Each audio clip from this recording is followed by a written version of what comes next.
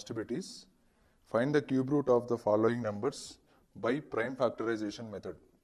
We have to do the prime factorization method for the given numbers. After doing the prime factorization, we have to find the cube root.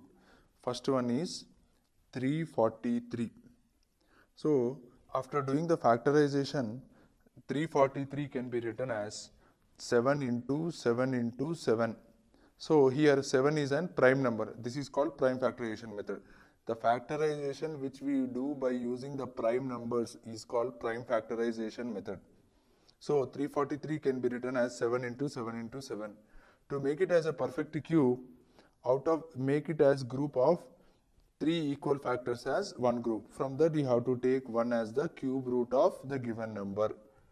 So 7 is the cube root of 343. Similarly, now second one, 729. 729. Now let us do the factorization.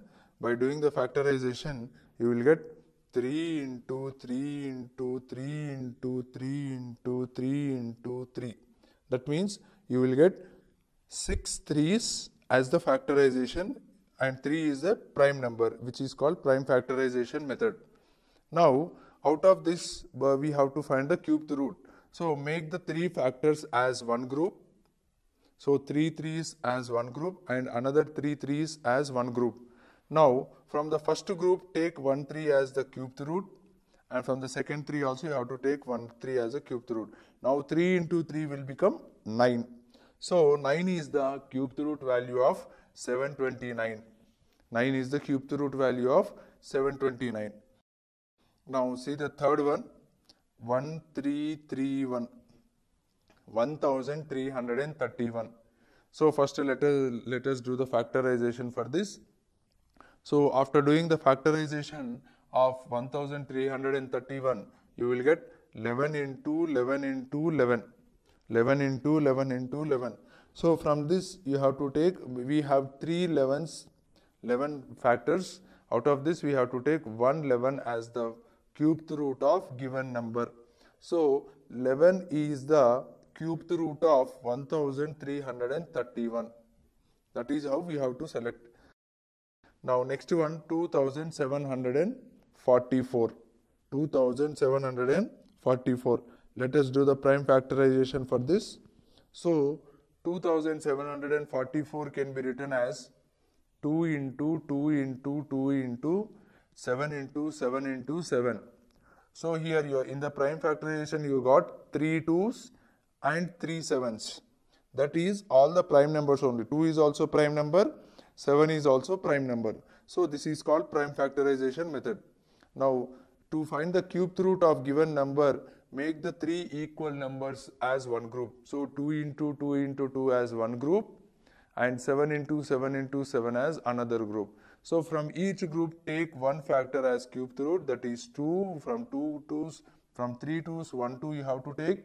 From 3 7's you have to take 1 7. So 2 into 7 will become 14. So 14 is the cube root of 2744. So likewise you have to find the cube root of given number by prime factorization method. Here next one, see the next one now. Find the cube root of the following numbers through estimation. Through estimation now. 512. We have 512. So before 512, what are the perfect cubes? That we have to see. 343, and after 512 we have 729. 729. Therefore 512 lies between 343 and 729. As 512 is the perfect cube, already 512 is a perfect cube. No need to estimate now because it is an exact number. So as it is lies between 343 and 729, that is nothing but 7 cube and 9 cube. Between 7 cube and 9 cube, this we call it as 512 as 8 cube now. So the cube root of 512 is 8 now. So 8 into 8 into 8 will become 512.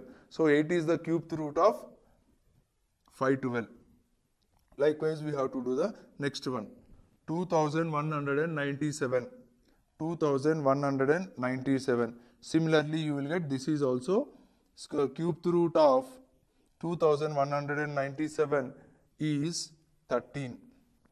Cube root of 2197 is 13. Similarly, next one, cube root of 3375 is 15.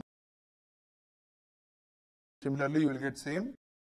Similarly, fourth one, 5000 cube root of 5832, that you will get it as 18. Like this, you have to find the cube root of the given numbers by estimating. Estimating means before perfect cube, after perfect cube, you should estimate for the given number. Then you can easily estimate the given cube root number for the given number. Like this, you have to estimate the cube root of the given numbers. Now, next third bit, they have given true or false. True or false. Let us see now. First one, cube of an even number is an odd number. Is it true? False. Because cube of an even number, you may get even number also. Because 2 is an even number. Cube of an even number, 2 cube will become 8 now. 8 is also even number. So it is false. A perfect cube may end with 2 zeros. This is also false. A perfect cube will not end with 2 zeros. Now third one, if a number ends with 5, then its cube ends with 5. Yes.